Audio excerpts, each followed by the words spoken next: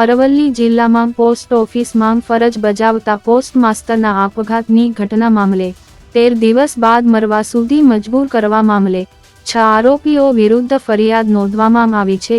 ભિલોડા તાલુકાના ટોરડા ગામમાં post master તરીકે ફરજ બજાવતા પોસ્ટ માસ્ટરનો ગત 21 ફેબ્રુઆરીના રોજ ટાકાટુંકા ગામ પાસેથી ઝાડ પર ફાંસો લગાવેલી હાલતમાં મૃતદેહ મળ્યો હતો। મૃતકના ખિસ્સામાંથી 2 ચિઠ્ઠીઓ મળી આવી હતી, જેમાં પોસ્ટ વિભાગના 6 કર્મીઓ દ્વારા ઓડિટના નામે વારંવાર પૈસાની માંગણી કરવામાં આવતી હોવાના આક્ષેપનો ઉલ્લેખ કરવામાં આવ્યો હતો।